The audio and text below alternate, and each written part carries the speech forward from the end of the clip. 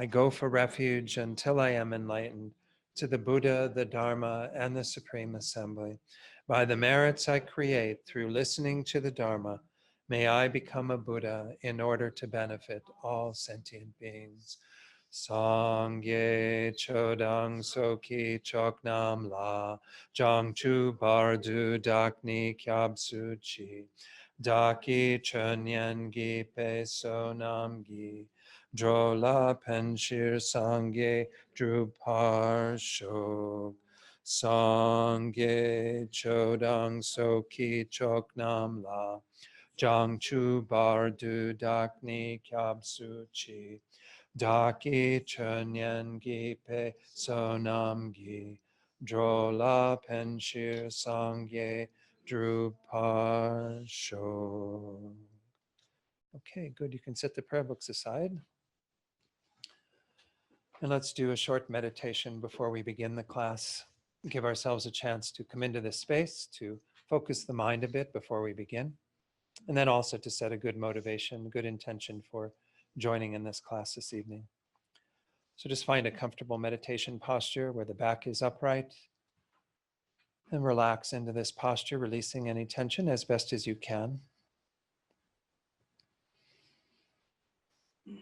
And then with an alert mind, begin to pay attention to the breath. And if you have a technique you already use with the breath, you can use that.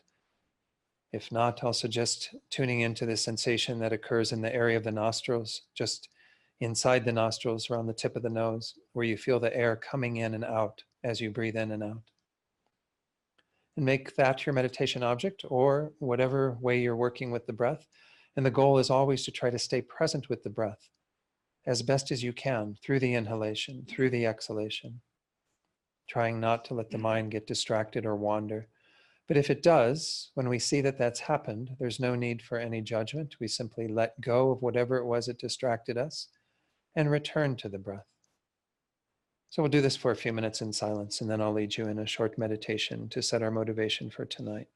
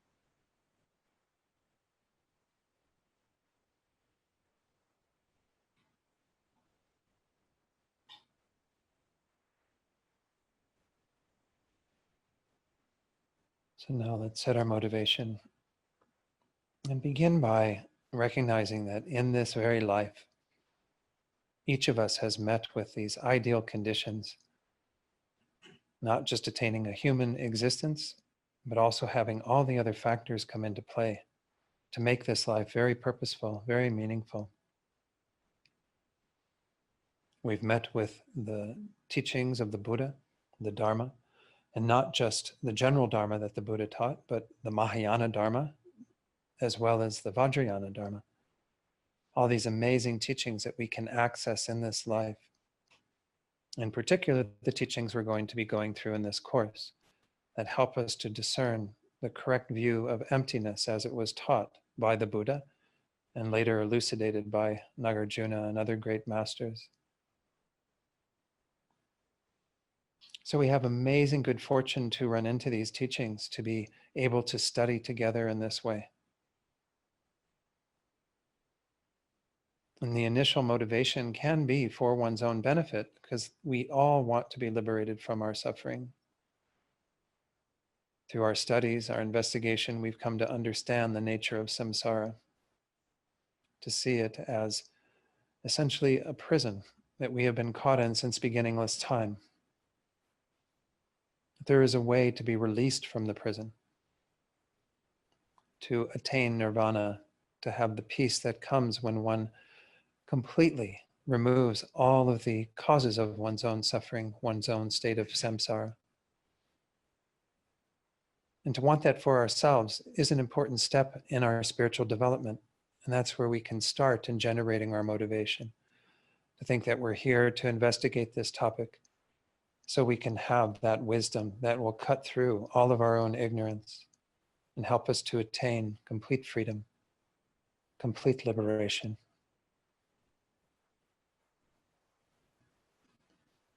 But even if we attain liberation alone, we will be leaving behind countless sentient beings to continue their existence in samsara. They will continue to suffer, to go from life to life. And what is keeping them bound in samsara is the exact same thing that is keeping us bound. It would be rather selfish of us if we were to only use this knowledge for our own benefit. Rather, we have to be engaging in the teachings on emptiness so that we can impart this wisdom to others, to help them to be liberated and to attain enlightenment.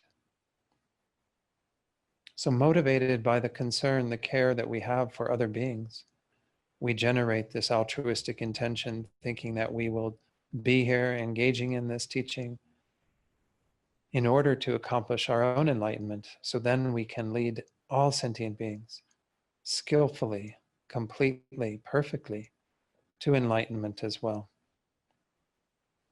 This is the best motivation to bring to these teachings. And by way of it, we will be guaranteed the happiness of our own liberation, guaranteed the happiness of future rebirths, even guaranteed the happiness of this life when we dedicate ourselves to others in this way. So hold that mind of bodhicitta firmly in your heart, so everything we do tonight becomes a cause for that result.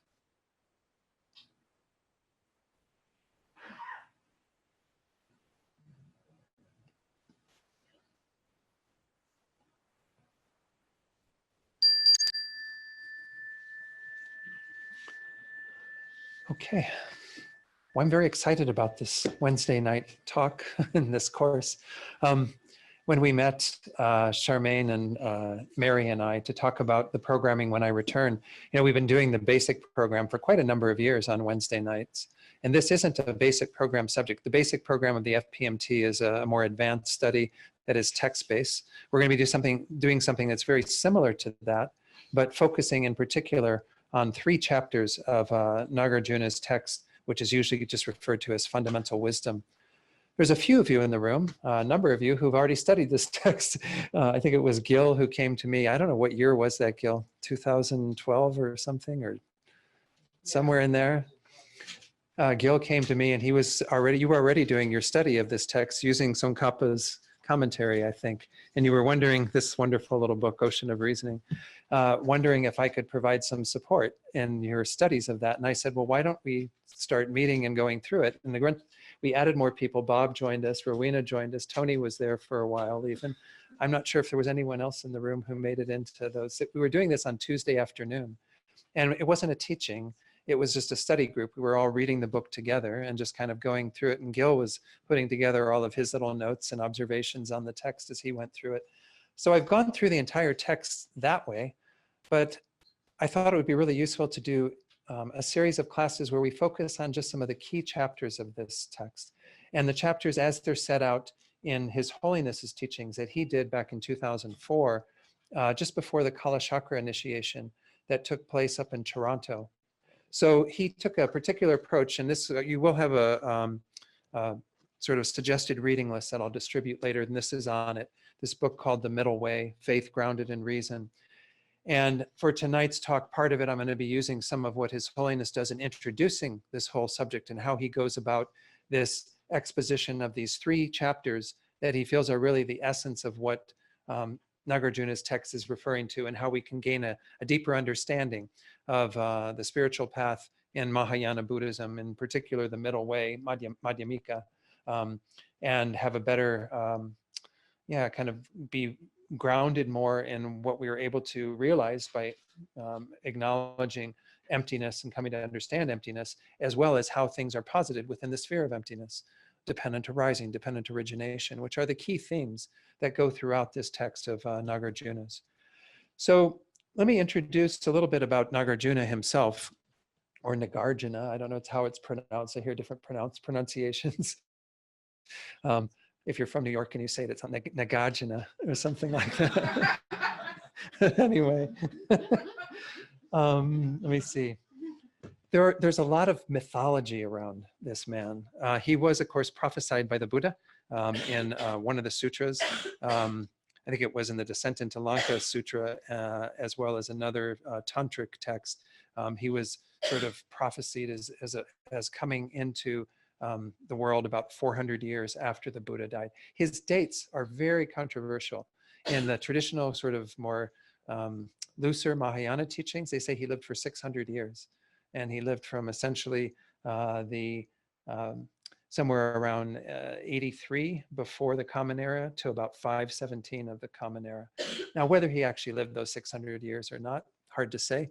There are tantric teachings that do help you to extend your life and so on, but nonetheless, he's generally cited in terms of where there's most evidence that he lived and from the 1st to the 2nd century of the Common Era.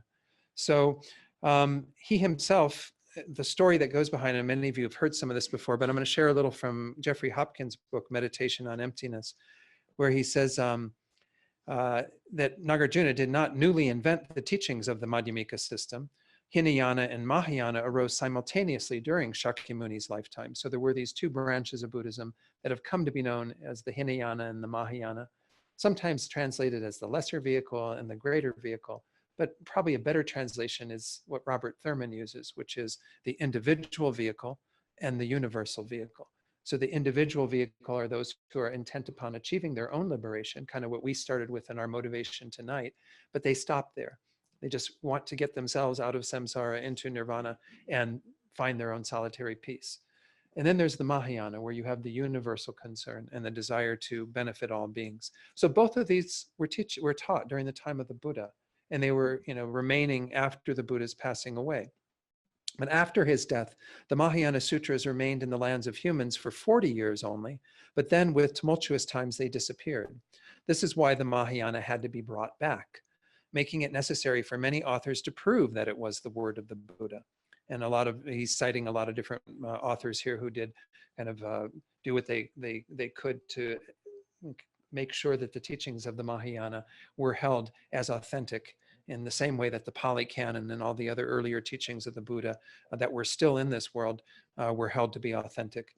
So it says, though 120 years after Buddha's death, the great religious king Ashoka respected and spread the teaching, it is clear that the Mahayana was then practically non-existent among humans. However, it had spread widely in the lands of gods and what are called, here he calls them dragons. It's Nagas. You've heard of this word Nagas. Nagas are technically in the animal realm, but they are said to be of superior intelligence, and they have this, they're kind of sea domains, whatever, they live in the seas and what have you.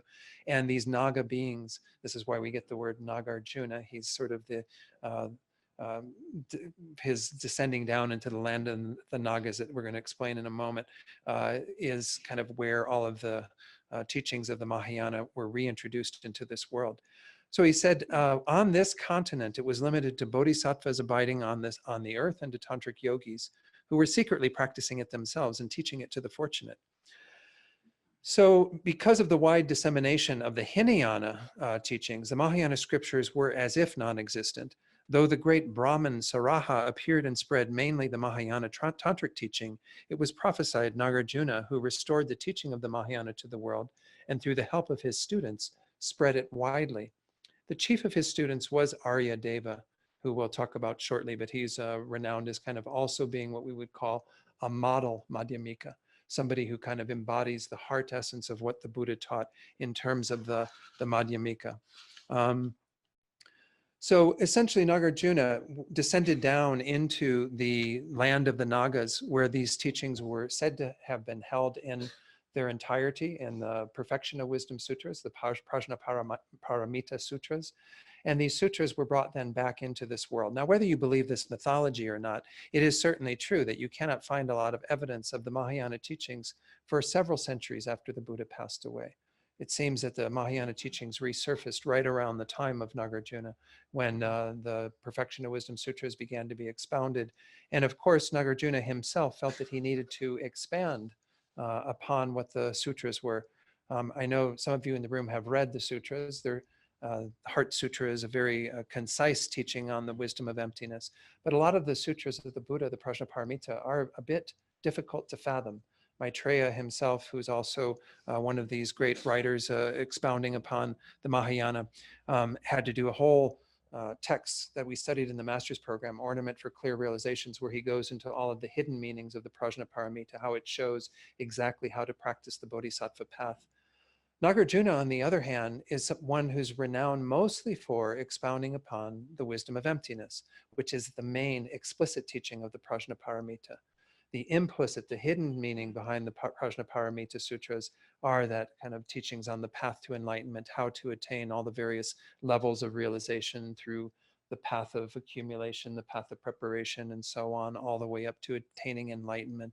Anyway, I'm not going to be going into a lot of that as part of this course. This course is mostly to look at how Nagarjuna, in one of his most seminal texts, which is again usually called Fundamental Wisdom, sometimes a bit longer translation to it, he's goes into how to discern emptiness in the most accurate way.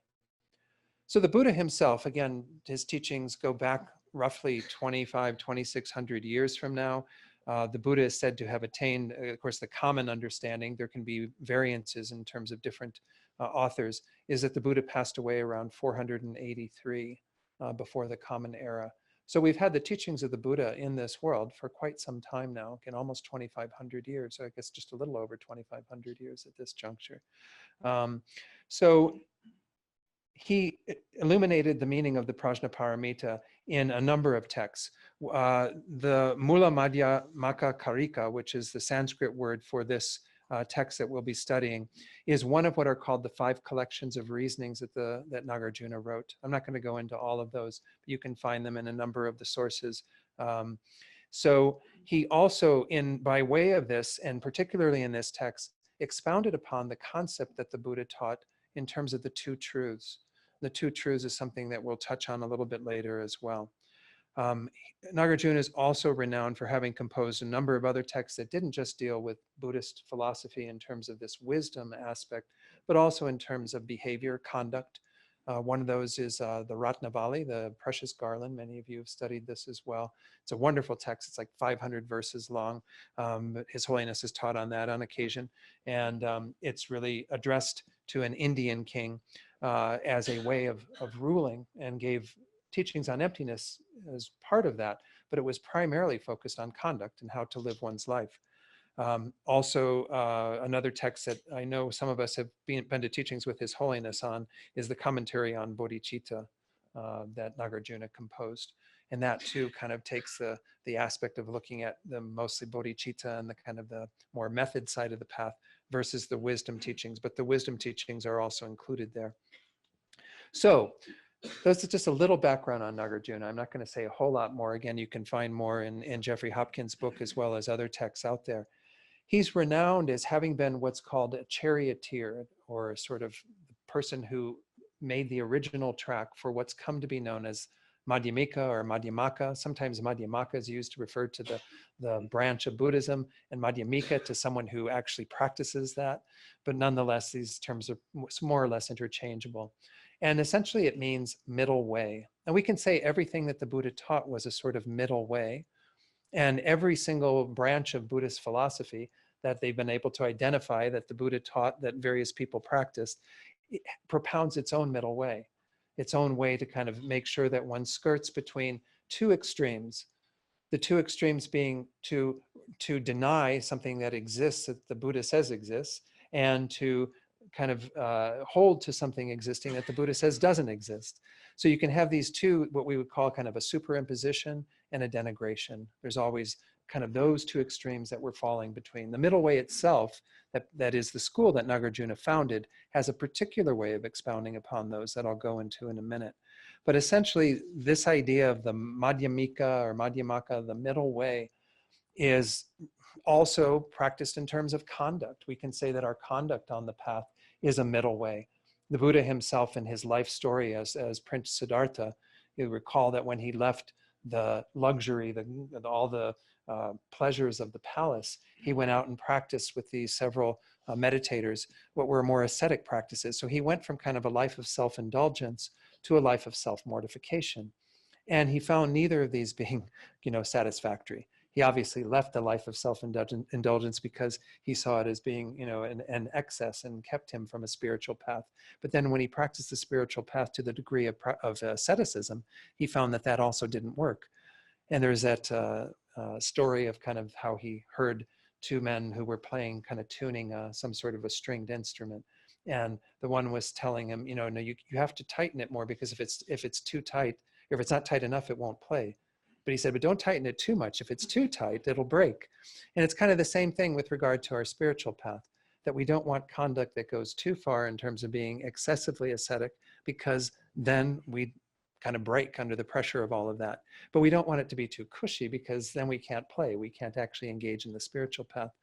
So this word that's come to be known as Madhyamaka, or Madhya, middle, has those two connotations, kind of middle in terms of one's view, making sure that one's view falls in the middle between not reifying something or superimposing existence where there isn't, also not denying or denigrating existence where there actually is. So these two that we have to kind of skirt between and make sure that we find that absolute middle way. So this word that is the first root word of it, Madhya, M-A-D-H-Y-A, as I said, it means middle, and it has both of those connotations, both in terms to view and conduct. In this context, though, Madhya refers to a middle view that avoids the two extremes of reification or permanence, which kind of ends up imputing onto things a quality that they don't have. And in this case, what we'll be talking about, of course, many of you have been studying emptiness for a while, is the quality of inherent or intrinsic existence, thinking that things exist from their own side. This is one extreme, and we actually are in that extreme right now. Every one of us, by virtue of having this fundamental ignorance that is clinging to that way of things existing, is caught up in that extreme. We think that things exist in a real way, in a substantial way, in an objective way. And that is contrary to how they actually exist. So we are caught up in this extreme of, again, a reification, extreme of existence or permanence, kind of holding on to things, having some sort of true existence. So the middle way, first of all, gets us away from that extreme. It allows us to negate that fictitious way that we think things exist in, including, of course, the most important one that we revolve around, ourselves. We think that the I exists in this very solid, intrinsic way. So that's the first way we kind of address the extreme that we need to move away from. But the tendency is, once we start to move away from that extreme, is that we fall into the other extreme, where we negate that things exist at all. We start hearing these teachings and suddenly we're negating that there's any functionality to things, that things can have any means of existence in the face of that emptiness, in the face of lacking that inherent existence. This is an extreme that we would call kind of a nihilistic point of view, the extreme of annihilation, that when we negate something's intrinsic existence that we were believing in over here, we suddenly fall into them utterly not existing. So this is the other extreme that the middle way avoids. So when we talk about madhya here, middle here, we are mostly meaning this view that the Buddha propounded in the Prajnaparamita Sutras, the Perfection of Wisdom Sutras, that helps us to find the middle way between these two extremes. As I said, all the other schools, and they will actually even, they say that these other schools that the Buddha taught, the philosophies that supported them, one of them is the mind-only school, Chittamatra, which is another Mahayana school. They will look at the middle way, or the Madhyamika folks, and they will think that we've gone to extremes by virtue of what we're propounding, because they hold to their own middle way, which is based upon their own tenets, which of course have their roots in what the Buddha taught. The Buddha taught over 45 years very skillfully. So he taught different things to different people, many of them being what we would call provisional teachings. Those provisional teachings can be refuted, though, by investigating the nature of reality. And really what we are talking about in terms of this entire course is how we go about our own investigation, to find our own middle way, to find the foundation that we can rely upon to help to free us from any extreme views, to find the truth that will support us in regard to that. So just know that there are different ways that the middle way might be propounded by others, but the school that is called Madhyamika, that Nagarjuna was the charioteer for, that Nagarjuna created out of studying the Buddha's teachings, this track of the Madhyamika is to deny these two extremes, the extreme of inherent intrinsic existence, and then the extreme of utter non-existence, which would be the annihilation. So this is what we're trying to discern by doing this type of study, is to make sure that we find that proper middle way. Now, when you add the ma on the end, because it's madhyamaka, right? Madhyamaka. When you take madhya, which means middle, and add ma, it means the very middle or the middlemost. Just kind of re-emphasizing that we are finding that absolute middle. Sometimes they say this is like finding the razor's edge, you know, that's kind of doesn't allow you to fall to either side. It's a very fine point of view that we can eventually realize. To articulate it only gives a flavor of what it's like. To actually realize it, they say, is quite different. But nonetheless, we can still articulate what we are aiming for in this very middle or middlemost view. And then the ka at the end, so it's madhyamaka. This generally refers either to a book that proclaims the system of the middle way, or to the tenets of that system, or can at times even refer to a person who propounds it. So whether it's a book that goes into the middle way system, or the tenets of that system, the philosophical points of view of Madhyamaka, or to the person who propounds it. Again, these can all be a way that this last syllable ka. So Madhyamaka or Madhyamika, again, used in different contexts, with slightly different spelling there, is referring to this point of view that is expounded upon originally by the Buddha, that Nagarjuna articulated and illuminated through his writings, particularly the text that we're going to study, that gives this middle way view that allows us to find this very narrow line between these two extremes. So I'll talk a little bit more about the rest of the title of the text in a moment, but from Nagarjuna's expounding upon Madhyamaka, of course, one of the main people who I mentioned earlier, Aryadeva, who wrote a book called The 400 Stanzas, he essentially continued the tradition of Nagarjuna and was a great student of his that was able to expound upon it, keeping very true to Nagarjuna's words. Well, then after this, there were a few people who arose who kind of articulated more clearly what Nagarjuna meant. And that's Buddha Palita was the one who came after him. Just so you have dates, if you want, for Aryadeva, the dates are around 170 to 270 of the Common Era. Then Buddha Palita from 470 to 540, so quite a ways after, long after Nagarjuna had passed away, given the earlier dates, whether he lived for his 600 years or not, I don't know. Buddha Palita is actually said to be the founder of a particular branch of the Madhyamika, of the middle way. Many of you have heard this word prasangika. Prasangika essentially means consequence.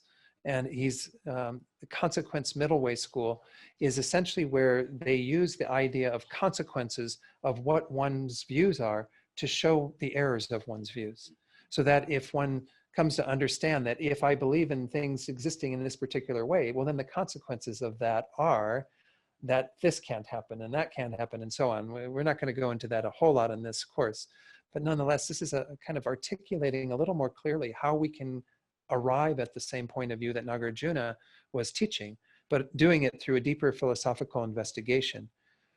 After Buddha Palita, there was another author, Bhavaviveka, who kind of critiqued Buddha Palita and said Buddha Palita's view of what Nagarjuna wrote wasn't correct and came out with his own interpretation. This has come to be the second school of the Madhyamika, which is called the Svatantrika, S-V-A-T-A-N-T-R-I-K-A,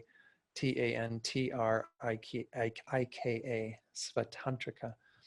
The Svatantrika school, that's translated as the autonomy school, because they hold to the need to have autonomous syllogisms. Syllogisms are where you go about proving something with a subject, a predicate, and a reason. That those have to have some autonomy and be, therefore, somewhat inherently established.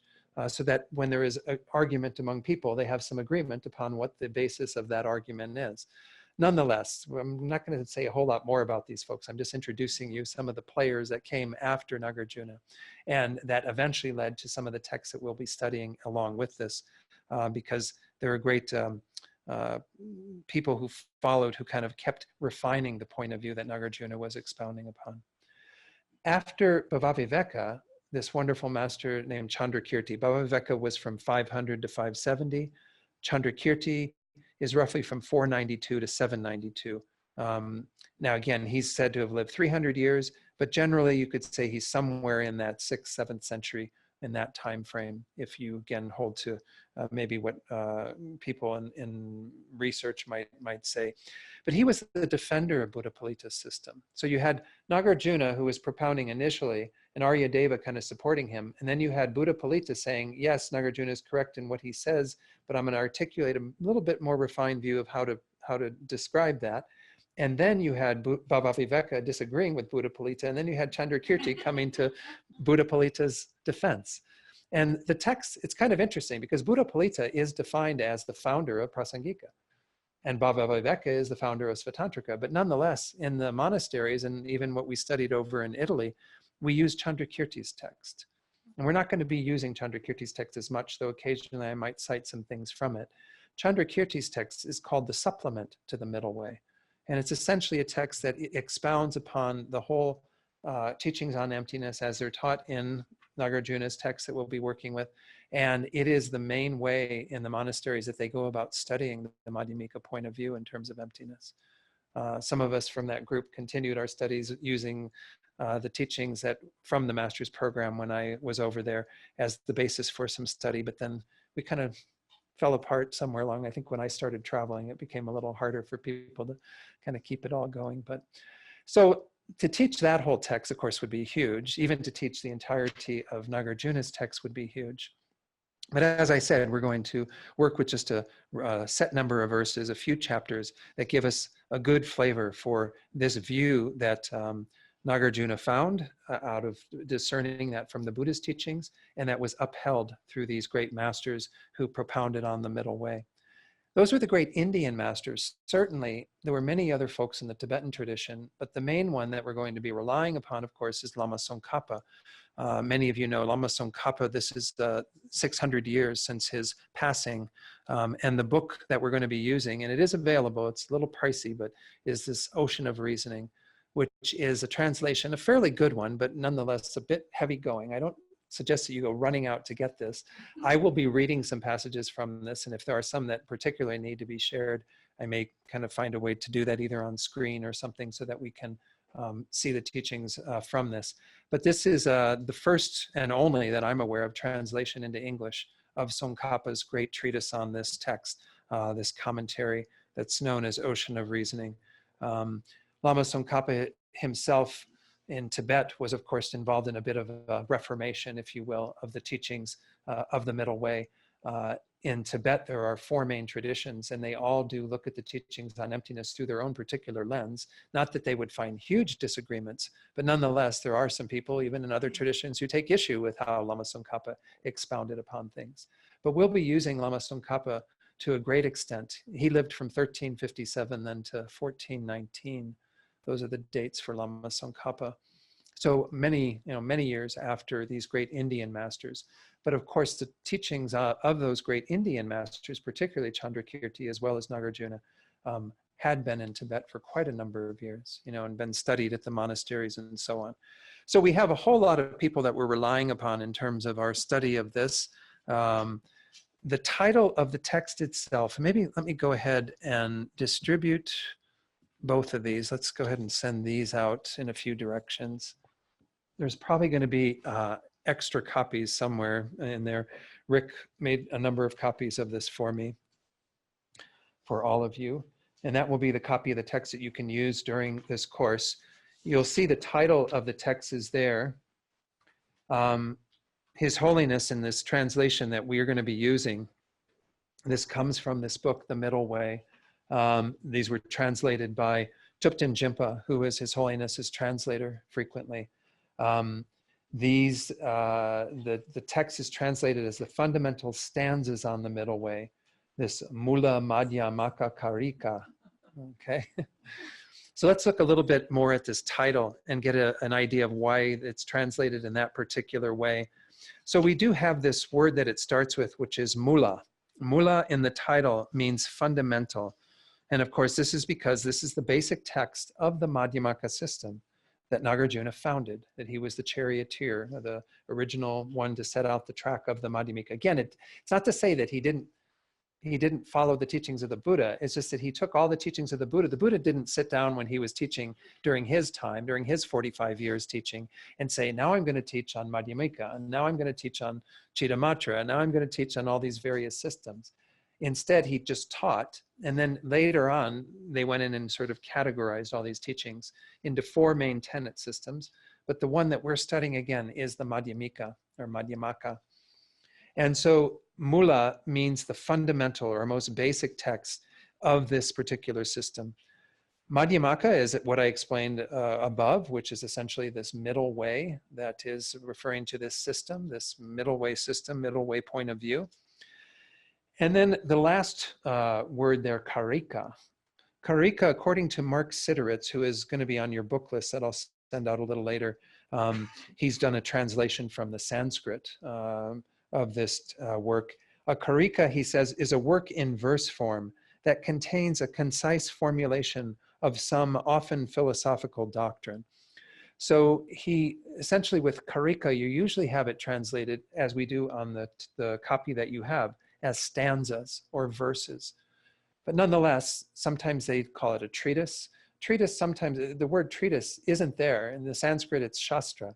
And you don't see shastra in the title, so it'd be kind of a misnomer to call it a treatise, but nonetheless, it is sometimes translated as the fundamental treatise on the middle way.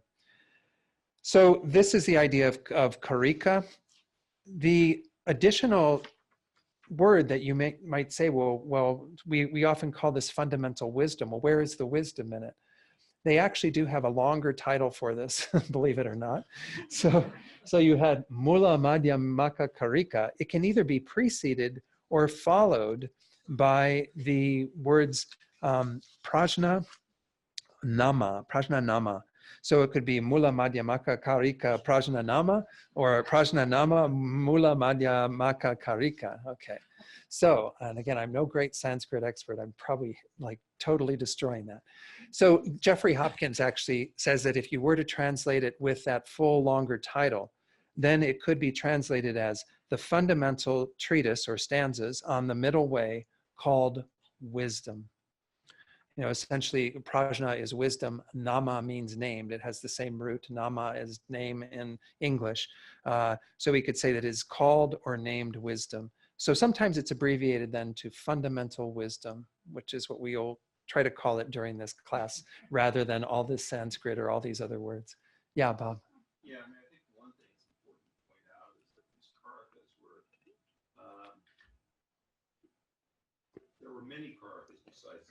Mm-hmm. And they were typically used also in Indian philosophy in Yeah. a very similar way. Right. The idea of it is that you would take these Mm-hmm. verses and you would make the teaching as concise as possible, so it would be in a small enough form that you could memorize easily. And then you would have teachers who would then come along And expound. Yeah.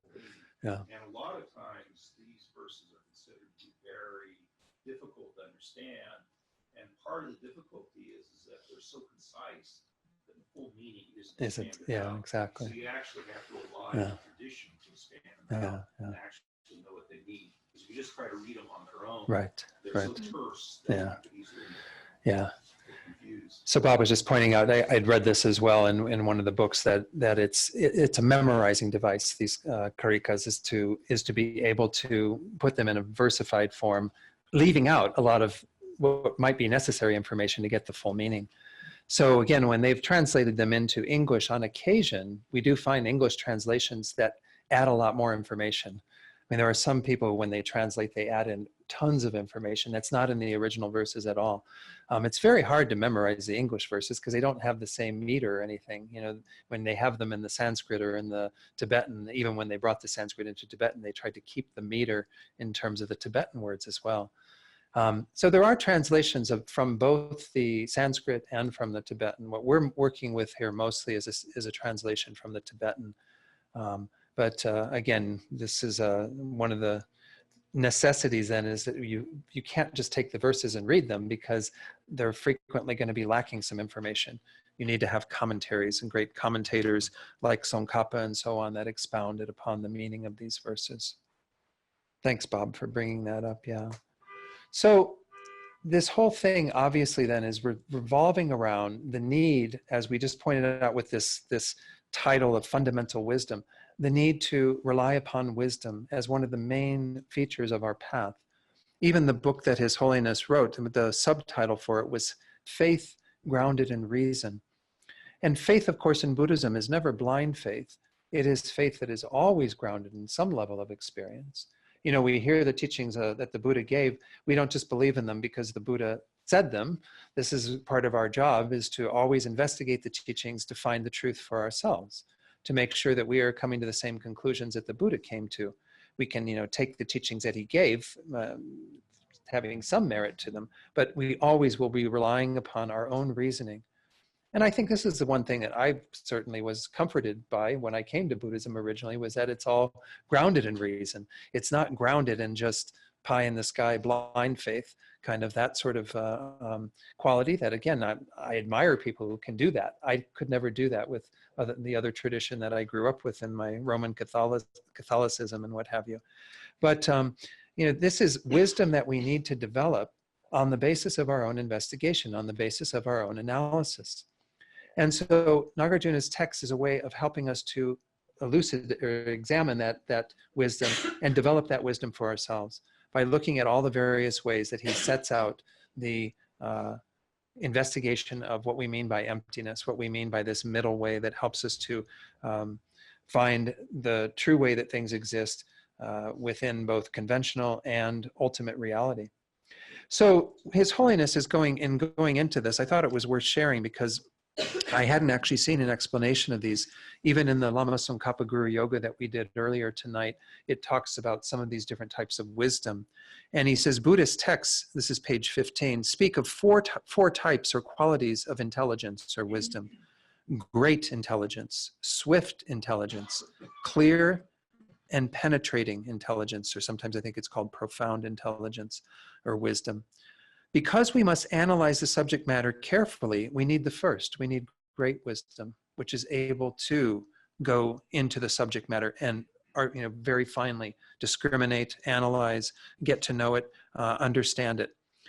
The second one, swift, is there because we cannot naively conclude that something in the case, except on the basis of a meticulous, that's clear intelligence. He jumped one here. So let me go to swift. Swift, we need swift intelligence because we need to be able to think on our feet, he says, to be able to have that kind of very quick way of getting to the heart of things, getting to the heart of the understanding of emptiness. Of course, in the Tibetan tradition, they use debate to do that, to get people to be very quick on their feet. So that's the second one, swift. The third is clear intelligence, and we need clear intelligence because we cannot naively conclude that something is the case, except on the basis of a meticulous analysis. So we need very clear, kind of insightful intelligence that will be able to see everything that is involved and then make our conclusions on the basis of having had that meticulous analysis. Finally, we need the penetrating, or again, I think this is often called profound intelligence or profound wisdom, because we need to pursue the full implications of a line of inquiry. So we don't just settle for some superficial understanding. We need to keep in going deeper and deeper for that more profound meaning. That's only arrived at when we actually look at the teachings in a much more comprehensive way. So His Holiness pointed those out, and of course it's part of his way of introducing what he expounded upon in these teachings based on Nagarjuna's 3 chapters that we're going to be looking at. So in terms of his sequence of analysis, this is what I want to spend a little time on tonight. Now, I hope I can kind of articulate it as clearly as what His Holiness does. I'll occasionally be relying upon some passages from him. But he essentially starts off by introducing a verse that is actually part of a very short text that's in the back of this book that's called a Praise to the 17 Nalanda Masters. One of the things that Nagarjuna is renowned for is that he was actually at Nalanda University, or monastery as it sometimes is referred to, which is no longer there in India. The grounds are there. I think some of you you've been there, Judith, with the trip, the pilgrimage with Venerable Rabina. She takes people to that location as well as a number of other locations of historical import in terms of the Buddha's life. But the Nagarjuna was one of the great teachers and masters that was at Nalanda. And actually His Holiness the Dalai Lama, he doesn't like referring to Tibetan Buddhism as any other particular thing other than a continuation of the Nalanda tradition. That really, if we look at where Tibetan Buddhism comes from, it is the great Nalanda masters. It is Nagarjuna and Aryadeva and Chandrakirti and all these that expounded upon the Nalanda tradition. The Nalanda tradition, of course, was renowned for being that great, seat of learning in India in terms of Buddhism. I don't know what year it was destroyed, but it's, again, no longer there. Do you know? Probably most of it Yeah. was destroyed by the Muslim invasion. Yeah. 1100, 1200, yeah. Kind of makes sense that it would have happened around then. Because you did have a migration of some of these great Indian masters into Tibet, all the way up to like Lama Atisha around 1000. So it would make sense that it was sometime 1100, 1200 in that time frame. But Buddhism didn't really exist as a practicing religion to any great extent in India after that time, until the exodus from Tibet and the Dalai Lama bringing Tibetan Buddhism back into India.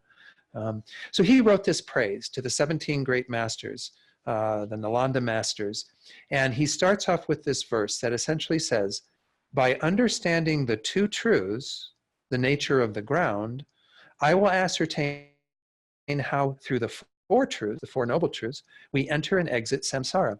I will make firm the faith in the 3 jewels that is born of knowledge, this faith grounded in reason that he's talking about here. And then he ends with, may I be blessed so that the root of the liberating path is firmly established within me. So I think this is really quite genius. And you'll see as we go into this, hopefully, in the way I present this, again, relying upon His Holiness's explanation, how he starts with the ground of the 2 truths, eventually kind of gets to that, but has to use the 4 truths as a structure by which we can come to understand that this is the ground upon which all of our understanding of our Buddhist practice is based. And then by engaging in the path that is directed through our understanding of the 2 truths, we can actually come to actualize everything that the Buddha taught in the 4 Noble Truths. And so we're going to get into all of these as part of tonight. Many of you have already come across these topics, so I may not need to say too much.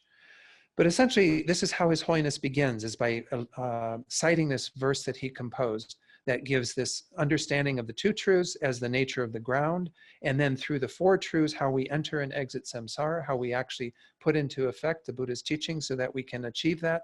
And this will make firm our own faith in the Buddha, Dharma, and Sangha, the 3 jewels, that is born out of our own reasoning, out of our own knowledge. A faith that is grounded in that reasoning and analysis.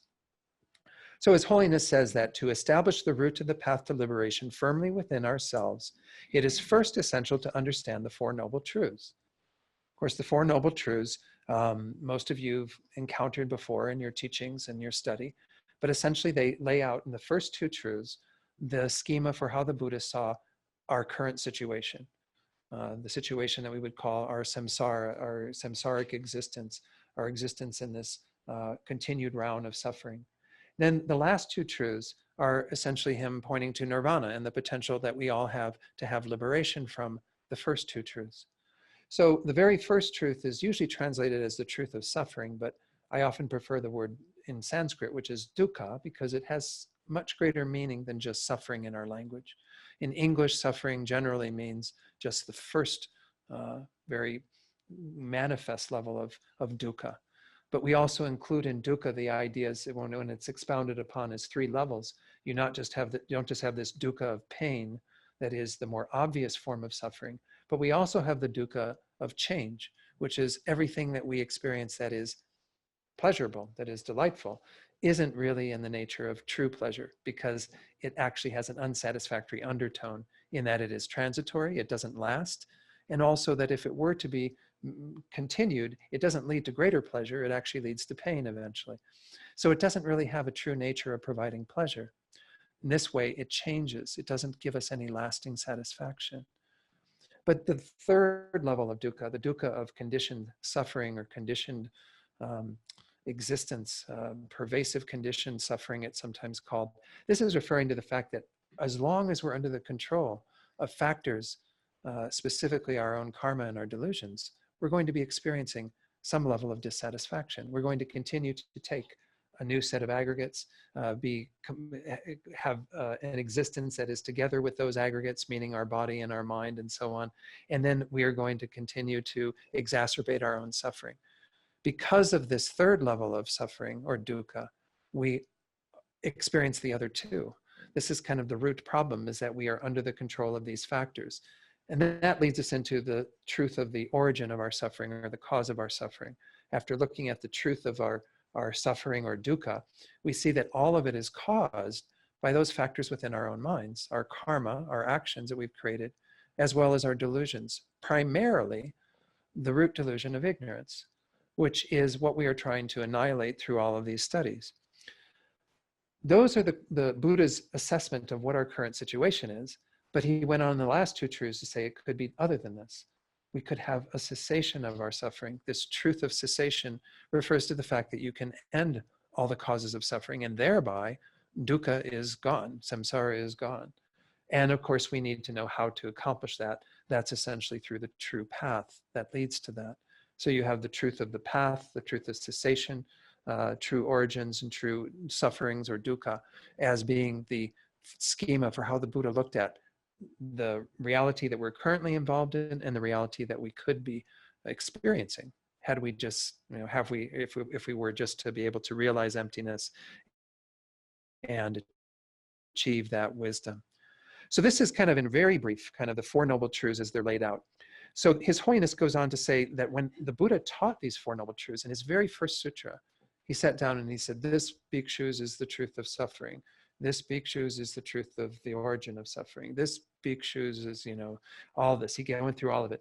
But he said in regard to these four truths, we have to engage in three activities. The very first activity is that we have to kind of come to develop some sort of an understanding of them in terms of we have to be able to use them as sort of the ground, the basis for which we are going to engage in our practice. So the Buddha said we must know the truth of suffering. We must, cease the cause of suffering. We must actualize the cessation. We must cultivate the path. So he said these four verbs that we have to engage in. This is kind of the ground of all of our practice, is that we have to engage in those activities, know those activities in regard to each of those four, so that we then are able to have the starting point for our path. And His Holiness kind of refers to this as the ground. But then as he goes into, wait, I'm sorry, I skipped one thing. he initially introduces them. And what I just said in terms of this is the truth of suffering, this is the truth of, that's the first one, that's the ground, I'm sorry. The second one is the path, because he went into the activities we have to do in regard to those. So the first one is the activity of knowing or understanding the truth of suffering. The second one is ceasing or coming to be free of the causes of suffering. The third is to actualize the cessation of suffering. And the fourth is to cultivate the path that leads to that. So those are the activities that we engage in. So I'm sorry, I got ahead of myself here. The first is the Buddha simply saying, this is the understanding you have to have. You have to know the truth of suffering, the truth of the origin, and so on. Then you have to engage in a deeper activity with regard to each of them. And this is how we actually practice the path. And then he gave a third way of relating to the four truths. So not just kind of having this coarse understanding of them, but then having the deeper investigation through the activities. The third is what happens when you arrive at the place of having achieved that. And he essentially said, when there is no more suffering to be known, when there are no origins to be removed or be free of, when there are no cessations to actualize any longer, when there is no path yet to be cultivated, which is essentially speaking to the result.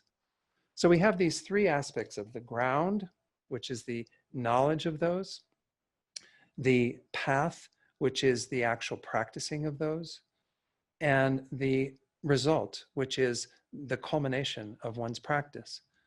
All right, so I'm introducing a lot of concepts. I'm trying to summarize what His Holiness is doing, and I don't know if I'm doing a good enough job. Let me give you a sentence from what His Holiness says.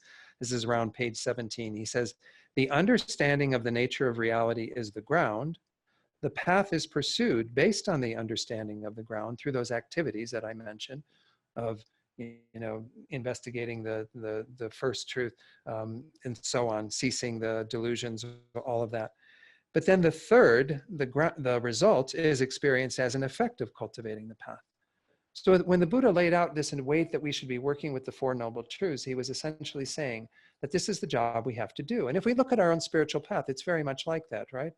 When we first come to Buddhist teachings and we hear the Four Noble Truths, which is, again, the common teaching that you find in all the Buddhist traditions, you first get introduced to this idea and you just have to develop your own understanding of it to begin with, to kind of know that these Four Noble Truths are a schema, a structure for how the Buddha taught our situation, the situation that we are currently in, but the situation that we could experience on the basis of practicing. After developing that ground, that understanding that this is actually what's going on, which is a huge thing for most people. Most people wouldn't acknowledge that this is even part of what they're experiencing in terms of existence. This structure, this way of looking at what we are involved in, is a very important part of our path. But that's only the ground. That's understanding the nature of reality. The second level is the path that we have to engage in on the basis of that. We have to really do a deep investigation to understand the extent to which we are caught up in dukkha, to have the first noble truth be actualized more. Then in terms of the causes of suffering, we have to really investigate and come to understand what these causes of suffering are within ourselves. All the delusions, especially the root delusion of ignorance and so on, as well as the mechanism of karma and how we create karma through our delusions and all of that. Then the third is to really gain great conviction in the potential for us to have cessation and to practice the path that will lead to that cessation, which is essentially to cultivate a good morality, to develop deep concentration, and then to, on the basis of those, to cultivate wisdom. So the Buddha is essentially, in his very first teaching of the Four Noble Truths, laying out everything else that he taught in terms of how we go about first having that initial knowledge, the ground, practicing the path, and achieving the final result. The final result, which is, in terms of liberation, mere liberation, would be nirvana. But when we add the Mahayana teachings on to that and understand the potential for achieving Buddhahood, would be the complete result of, enlightenment or Buddhahood. So in terms of the Four Noble Truths, then we do see that they are in these two sets of pairs. The first two related to samsara, to our current existence, our current state. The second two related to nirvana. And essentially we see those as once more related to this idea of removing this fundamental ignorance that we have, which was identified as one of the main causes of our suffering earlier on. So those two that are the first two truths are part of samsara simply because they are still together with ignorance. They are motivated by ignorance. Because of our ignorance, we go on to create the causes for suffering, and because of that, we experience suffering. Whereas the last two are definitely rooted in our removal of that ignorance, using wisdom to counteract that ignorance, because that is the only way that the Buddha says that we can eventually achieve our own liberation. So His Holiness introduces this concept in the context of saying, we see here again that both cyclic existence and its transcendence, or what we call samsara and nirvana, are defined in terms of knowledge or ignorance of the ultimate nature of reality.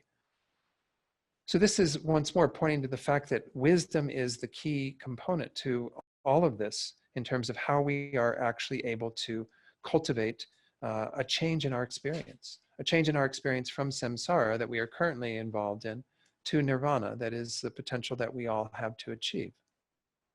Now, when you go to the question, well, then what is this wisdom? What is this wisdom that we need to cultivate? I mentioned earlier that the Buddha taught over 45 years, and he taught a variety of ways of discerning this wisdom. Of course, through the kindness of all these great masters of the past, especially Nagarjuna that we're relying upon here, as well as Tsongkhapa, we have those people who've gone before us and done that investigation and helped us in this process. But nonetheless, this essentially means that some of the Buddha's teachings are quite provisional, as I mentioned earlier. They are teachings that can't be taken on face value as really speaking to the true nature of things, whereas we have to rely upon the deeper understanding of things that the Buddha taught based on our own investigation. So he says, if you engage in an analysis using the reasoning process that's taught in the Madhyamika, the middle way treatises, then the presentations of the ultimate nature of reality found in these lower philosophical schools are revealed to be contradictory and undermined by reason. We're not going to be doing that as part of this whole course. I'm just giving you once more His Holiness's background of how we can arrive through our own reliance upon the great masters of the past at some sort of starting point. Certainly if we were, involved in Indian Buddhism way back many, many centuries ago, we'd be doing this investigation ourselves based on all the writings and things that had preceded us and have to discern the truth in a much different way. Here we have all of this that we can rely upon, but it's still up to each of us to investigate, to find that fundamental wisdom that counteracts the ignorance that we have been under the control of. So essentially, this is once more the idea that we do have to rely upon our own reasoning, though we can, to a large degree, also rely upon these great masters of the past. So His Holiness concludes this little section of looking at the Four Noble Truths by saying, to speak of the Four Noble Truths according to the middle way understanding, then, is to speak of two levels of the Four Noble Truths. We have a grosser level that is intent upon helping us to understand this kind of the provisional teachings that the Buddha gave, the way in which he outlined the world that we live in and how it exists.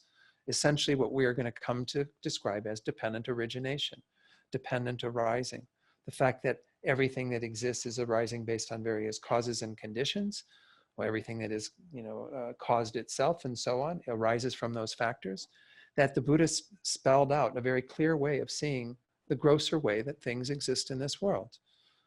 But then we can see a subtler level of the Four Noble Truths, which is where the Buddha did the deeper investigation into, but how do those things exist if we analyze, if we actually try to discern whether they have the mode of existence that they appear to have, that we are believing in fictitiously, by virtue of that, again, falling into that extreme that I mentioned earlier. So His Holiness, let me read the rest of what he says here. So he says there is a gross level and a subtle level. Since the Buddha made both gross and subtle presentations of fundamental ignorance and the nature of reality, the Four Noble Truths likewise have a gross presentation, which is based on the provisional teachings that the Buddha gave, and a subtle presentation, which draws on his definitive teachings on the nature of reality. In other words, on emptiness. So this is, again, this whole field of what's called hermeneutics. Hermeneutics is the idea that there are many things we do have to investigate to see what are things we can rely upon as definitive versus what are those things that we have to interpret. And in the Prasangika school that I mentioned earlier, that Nagarjuna was the founder of Madhyamika, but then Buddha Palita and then later Chandrakirti expounded upon this Prasangika school. Essentially, what they are saying is that the provisional teachings are any teachings that are not on emptiness. Any teachings the Buddha gave that are not on emptiness as it is taught in the middle way system. Whereas the teachings on emptiness are the only ones that are definitive, meaning that that is what we eventually have to rely upon as the final truth that the Buddha taught. Everything else is provisional in the sense of understanding the world around us, how it works, but only in a very nominal way, again, because things don't have any existence beyond that, as we'll be exploring when we get into this concept of dependent origination. So the Buddha taught in a variety of ways for quite some time, some 45 years. The great masters that have followed from the Buddha were able to discern what are the more reliable teachings that can be taken on face value as pointing to absolute truth, to the way that things exist in the final investigation, which is what we're going to come to call the wisdom of emptiness. And by virtue of that, decide what is provisional. What is it that the Buddha taught merely as an artifice, if you will, to help us to get to that? It doesn't mean that that there isn't some truth to all of that. It's just that that truth is not the ultimate truth. It's not the final truth. And this is where we are going to move into the whole understanding of the two truths, which is what His Holiness started with in his little verse, right? Saying that this is sort of the ground of our practice, is to have an understanding of the two truths. Well, what are the two truths? Some of you might say, are they a subset of the four truths? No, they're kind of a different way of looking at things that's based on what His Holiness just said, that there is a gross presentation and a subtle presentation. The gross presentation is what we come to know of as conventional truth. The subtle presentation is what we call ultimate truth. So to completely understand this middle way presentation of the Four Noble Truths, we have to understand those two levels of truth. That the Four Noble Truths are taught at a grosser level, which is the conventional understanding of them. But then there is an ultimate level where we come to understand that the Four Noble Truths and all phenomena lack any inherent existence, that they are empty. So His Holiness says, and since it is on the basis of understanding the two truths that we fully understand the nature of the Dharma jewel, and on this basis we gain deeper understanding of the natures of the Buddha jewel and the Sangha, I therefore wrote the last two lines of that verse that I read, that I will make firm the faith in the three jewels that is born of knowledge. That by coming to understand the Four Noble Truths, within the context of that, there are two levels that we can gain an ascertainment of: the coarser, gross level, which is conventional truth, how these are laid out in a conventional way, but then the understanding at the deeper level, the ultimate truth of not just the Four Noble Truths, as I just said, but of all phenomena.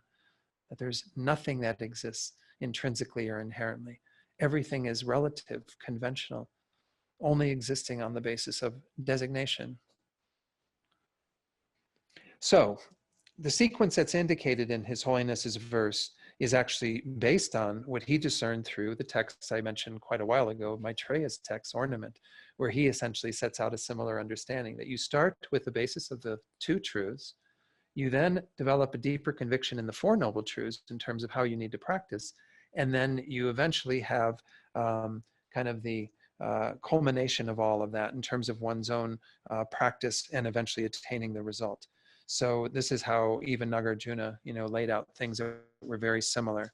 I'm sorry, Maitreya laid out things that are very similar to the way that His Holiness is approaching that.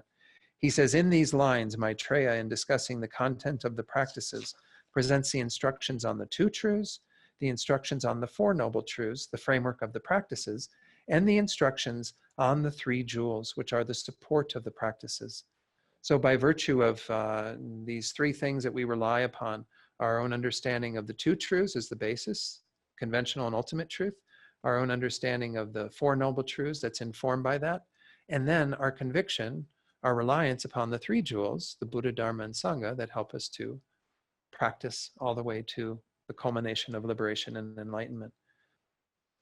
So the goal that we are really aiming for in this approach to practice, by saying, okay, this is what we're aiming to have a deeper understanding of the two truths, cultivate the awareness of the structure of the Four Noble Truths for our practice, go on to rely upon the three jewels. The main goal that we're after is what we would call the definite goodness of enlightenment in the case of the Mahayana. But in case of those Hinayana practitioners, it's also including the definite goodness of liberation. Now, why these are called definite goodness is because once you attain them, they're certain to continue. Whereas the goodness that we have in this human life is not certain to continue, right? This life will come to an end, and we may not get a life as good as this one in our next life. Who knows? We hope that we do. But nonetheless, the Buddha did teach some conventional teachings that help us to gain a good rebirth, that help us to have high status. But the teachings that we're really aiming for, that we're really trying to cultivate, are those which will lead to this definite goodness, lead to complete enlightenment. And even the goal that we achieve in terms of Buddhahood is kind of seen in terms of supporting this understanding of the two truths. So we have conventional reality that we all need to function on. This is without a doubt an important part of our practice, and to get a good feeling for how we work with conventional reality, but to understand that there's a deeper level to reality that we have to be able to discern. Because otherwise we get caught up in all of this and think that that's it, that's all that there is. We don't come to understand that things actually lack that way that they appear, and that they actually are empty of inherent existence. So His Holiness, in terms of structuring his presentation of these three chapters that we're going to look at, and you have the verses for those three chapters in front of you, is that he begins with chapter 26. And the way that I'm seeing this, he didn't explain this as clearly in his book, but the way I see it is because he says, first we have to start off with an understanding of the two truths, right?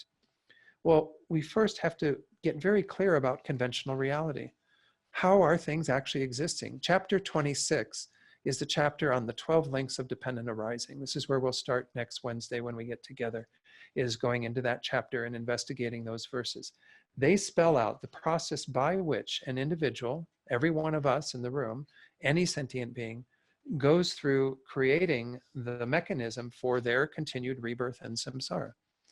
So it's a very wonderful teaching that is a bit dense at times, but nonetheless, it's presented in the text in a very straightforward way, because it shows how things arise in dependence upon previous factors.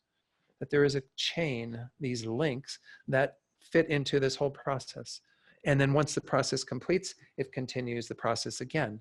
And we have this perpetual layers of the 12 links of dependent arising that are always kind of at work in any one existence. And we have many of them that, determine future existences and so on. That's where he begins. So in my mind, what he's really trying to do is he's beginning to starting off by saying, I'm going to very clearly posit how Nagarjuna sets out our conventional truth of existence, which is a provisional teaching to some degree, because it's simply the mechanism by which all of this is happening. It's not getting at the deeper understanding of how things exist. That's, he holds off for the second topic, the second chapter he goes into, which is chapter 18, which is the first one on your sheet. I put them in numerical order rather than in the order we're going to go through. But we're going to start with 26 and go through the teachings on dependent arising, because it sets out conventional truth. Chapter 18 sets out ultimate truth. Not that ultimate truth isn't discussed in any of the other chapters of Nagarjuna's text. Nagarjuna's text is 27 chapters, and the good share of them are Nagarjuna going into looking at various phenomena and saying, this can't possibly be inherently existent, because look at it, analyze it more deeply, and you'll come to see that truth. Well, he does that with the self in chapter 18, meaning the person, the I, which is the most central way that we have to realize emptiness, is because this I is what is behind the whole process of clinging to this strong sense of an I. By virtue of that, we make decisions about how we engage in life, and those decisions have consequences that keep us bound up in life to life, cyclic existence, samsara. So he goes into next talking about ultimate truth. So essentially what His Holiness is doing is giving us the ground by saying that we have to have an understanding of the two truths by looking at conventional truth, how things operate in terms of our own existence, samsara, but how nirvana is possible through understanding the emptiness of the self, the emptiness of all phenomena when it comes down to it. That's the ultimate truth. With those two in mind, he then goes back to the Four Noble Truths, which is what's taught in chapter 24. And chapter 24 is interesting. It's not really meant to set out the Four Noble Truths as a discourse. It's setting them out in terms of establishing how it is possible to uphold the conventional existence of the Four Noble Truths in the space of the ultimate truth of emptiness. So it's kind of bringing it all together in terms of allowing you to have the ground of the two truths, and on the basis of the Four Noble Truths as being the structure of looking at that, being able to uphold both of them being completely complementary. In no way does ultimate truth negate conventional truth, nor does conventional truth negate ultimate truth. So it's a really interesting schema, and I hope my long way of getting there tonight through citing various things from His Holiness was somewhat effective. If you have this book or want to get this book, I really recommend it. The beginning part that's called Approaching the Profound, you might read through that and you might discern, there's a few things that I skipped in there, I'm sure, but it might be useful for you to go into that. There were even a few paragraphs that I was going to read in regard to these three, the ground, the path, and the result, that I didn't read. Maybe that would have helped, but nonetheless, yeah. Let me send this around. This is the reading list. This is all just suggested. You don't have to go out and buy all these books, please. You know, this is not necessary. The one that is the first on the list there, of course, is the one by His Holiness that I will be relying upon to a large degree. The second one is a brand new book that just came out this year, and I haven't read it completely. It's a much shorter book by Barry Curzon, who is a doctor who's actually worked with His Holiness, the Dalai Lama, and he goes into 2 additional chapters beyond those 3, but he starts with the 3 that His Holiness has, and it's kind of a nice short little book if you're interested. The one that I will also be relying upon, of course, is the one that I just went through or mentioned earlier, Ocean of Reasoning. As I said, this is kind of pricey. I think I got this at a bit lower price for the hardbound. The paperback, it's a little bit cheaper, but nonetheless, wonderful book, but really dense going. So don't feel like you have to run out and get this. The Fundamental Wisdom of the Middle Way is an earlier book that Jay Garfield, who translated Ocean of Reasoning along with a Geshe. He wrote this first book on fundamental wisdom. And again, I may cite from here occasionally, but this is not something, you know, that you necessarily have to run out to get. Those were 4 that I found in the Geluk tradition, according to the Gelugpa, which once more is the tradition we study here of these 4 Tibetan schools, Gelugpa, Sakya, Kagyu, and Nyingma, going back in time to the Nyingma being the earliest. The other traditions that are mentioned there, the 3 texts, the root stanzas of the Middle Way, this is a translation of the verses only. And it's interesting, but I don't know that you're going to get much by looking at those verses. We're going to be using this translation. Sometimes it does help because of what Bob pointed out earlier, that you have these verses, very terse, everything is very concise, and you don't have the ability to always get the exact meaning. So sometimes you get more elucidation by looking at different translations, because different translators will put some meaning to different words that may not be there in other translators' editions. There's also a commentary, I think this is from the Nyingma tradition, Ornament of Reason, the great commentary to Nagarjuna's Root to the Middle Way. When we were going through this, Gil and Bob and Rowena and Tony and I, we did find sometimes, I found at least sometimes it was useful to look at that book, but not always. So again, that's from the Nyingma tradition. And then Nagarjuna's Middle Way by a person I mentioned earlier, Mark Sideritz and Shoryu Katsura. That's translated from the Sanskrit. So again, it's going to have a slightly different meaning to some of the verses and all of that. And there is commentary in there on the verses. So again, that's one book that you might find interesting, but this is like later on, perhaps. You know, those 3 are not essential to what we're doing here. I just wanted to share them because I had some experience with those. I think there's another one out there by another Nyingma Lama, but I didn't include it on the list because it doesn't have translations of the verses, and it also, the commentary is fairly brief. And I'm sure there's other things out there. Stephen Batchelor did a translation of some of the verses that he called Verses from the Middle, but again, not necessary for you to have all of that. If you're new to the subject of emptiness, I put 3 things here that are useful. Certainly, there's even more basic texts than this, like His Holiness's book, How to See Yourself as You Really Are, that he wrote with Jeffrey Hopkins. But Insight into Emptiness is really quite useful in terms of going into a lot of the teachings on emptiness. Introduction to Emptiness, talking about emptiness as it's taught by Tsongkhapa and his great treatise, the Lamrim Chenmo. It's a very short book, unlike the great treatise itself, which is quite long. So if you want a sort of summary on how to approach emptiness, that's really useful. And then this one, How to Realize Emptiness by Genlam Rinpa. All 3 of these are from the Gelugpa tradition as well. So they kind of reinforce what we're looking at in terms of an understanding of emptiness.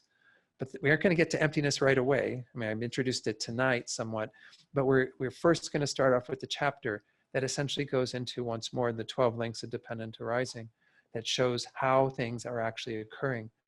As I said, in most of the chapters in the very beginning of the text, Nagarjuna goes in and refutes this as being inherently existent, that as being inherently existent, goes through all these different refutations.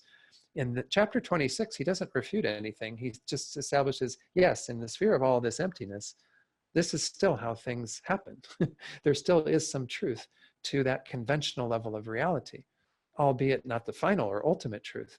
And so we're going to start there, as His Holiness, does, and examine that topic first, and then get into emptiness after that. Did I lose everyone? Or yes. I thought this would be kind of ambitious to try to do what His Holiness does, but you might read His Holiness's chapter, that first little introductory chapter that explains this perhaps more articulately than what I was able to do. But essentially, again, the main understanding to take away from this is that there's some method to the madness, if you will. And His Holiness was looking at it from the point of view of, if we really boil down all what the Buddha taught, we can say that there's the conventional teachings that were necessary. He needs to give you a structure for how to deal with the life that you're in and with what's going on in terms of past lives and future lives and all of that. That conventional reality, there is some truth again to it, but it's not to be held as ultimate in any way, because there is an underlying truth that we do have to discern. By discerning this, we can gain a good rebirth, because we can have control of the mechanism by which we do take rebirth and understand what to do. But the results are limited there, because we're still under the control of this ignorance. It's only by realizing ultimate truth, emptiness, that we can actually achieve these more lasting results. And so the Four Noble Truths is kind of modeled after that to some degree as well. It presents conventional reality, but the understanding, the subtler understanding, is the lack of inherent existence of all of these things, the emptiness of all of them. So this is what we're going to be discussing, and I hope it gets clearer as we go through this. Hang in there, though. All right. Any questions? Fascinating. I didn't, and Gil's not a plant. I didn't put him in the audience to say, but I appreciate that. Oh, anyway, any other questions? I don't want you going home confused, but we are at a little after 8:15. It'll get clearer over time, trust me. Yeah, Mark. Inherently confusing.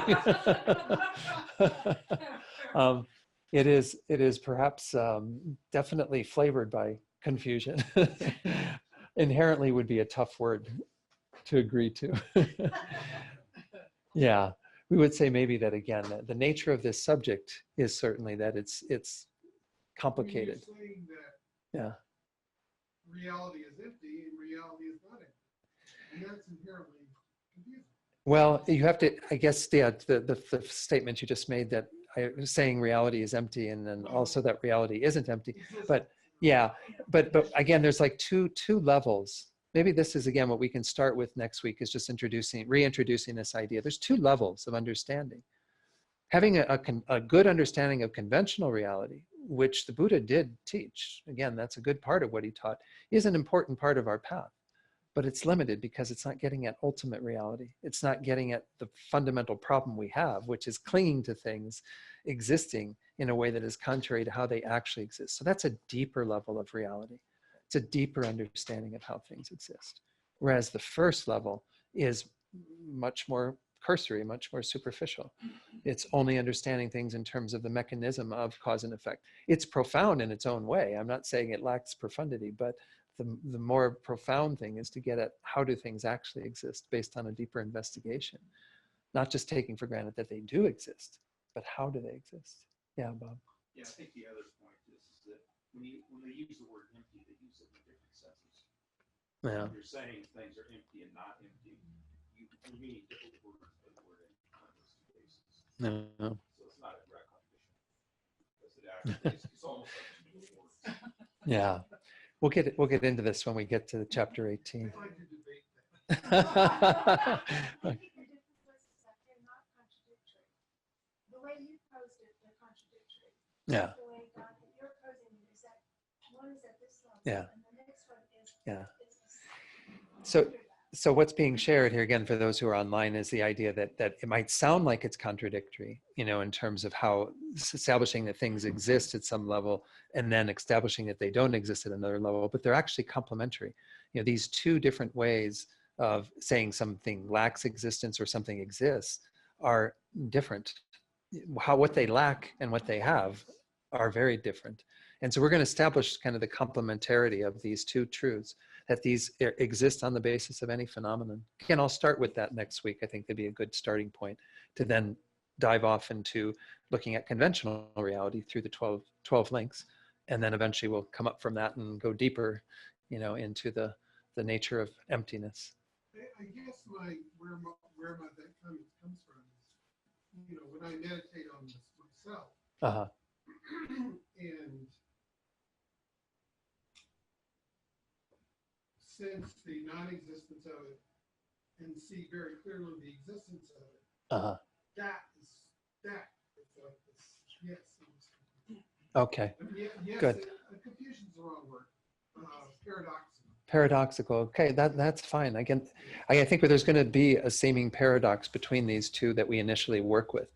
But the goal is to resolve that paradox, to understand that we are talking about, and this is why Tsongkhapa in his commentary is so amazing, because he's able to articulate the way in which things actually exist in the space of them lacking inherent existence, being, empty. So in our meditation, as you're pointing out, we might have that contradiction sometimes. This is what they say, it's good that we're getting closer to it through that, but we eventually have to resolve that contradiction, that paradox.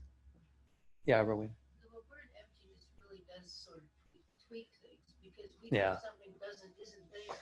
It's only talking about the quality Yeah. of what we're looking at from a certain viewpoint. And so inherent existence is what we'd like everything to be, right? Because we really get going on it, We run our minds all over the place that way. Sure. In the meantime, that's what doesn't really exist. Everything does exist. It's just empty of what we want to put on top of it. Mm. The chairs are here, but it's my chair, right? So this is my chair. Anyway, it becomes how we play mind games with ourselves. And I found this not that I'm vastly advanced in understanding it, but it's did me a service of allowing me to understand that there wasn't something so great that I was always going to be wrong. Like in a Western tradition, Right. there's something that's a big understanding and we're never going to get there. This is actually more down to earth, because we are here. It sounds funny. Yeah. We are here. How do we exist? Yeah. Not that you don't have a right to exist or we don't exist and something else does. Maybe I'm making it worse, but No, thanks, Rowena. I think, again, we all have our own experiences and our own way of talking about those experiences, that we all have to give ourselves that liberty to, to experience it in our own way. But the goal is to experience it eventually. But let's conclude for tonight then, again, and lots hopefully to kind of noodle over and think about. But as I said, I would encourage you to look at His Holiness's first part of Approaching the Profound, or whatever it was called. Let's go to page 235 and just do the first two prayers there quickly to dedicate. Due to the merits of these virtuous actions, may I quickly attain the state of a Guru Buddha and lead all living beings without exception into that enlightened state. May the supreme jewel bodhicitta, that has not arisen arise and grow, and may that which has arisen not diminish, but increase more and more. Then let's go to page 245, where that paperclip is, where you've got the new prayer for His Holiness. We'll recite this, and then the short prayer on the previous page, 244, for Lama Zopa Rinpoche. The wish-granting, wish-fulfilling jewel, source of every single benefit and happiness in this world, to the incomparably kind Tenzin Gyatso, I beseech, may all your holy wishes be spontaneously fulfilled. You who uphold the subduer's moral way, who serve as the bountiful bearer of all, sustaining, preserving, and spreading Manjunath's victorious doctrine, who masterfully accomplish magnificent prayers honoring the three jewels, Savior of myself and others, your disciples, please, please live long. Okay, thank you all very much for your patience tonight. Thank you online.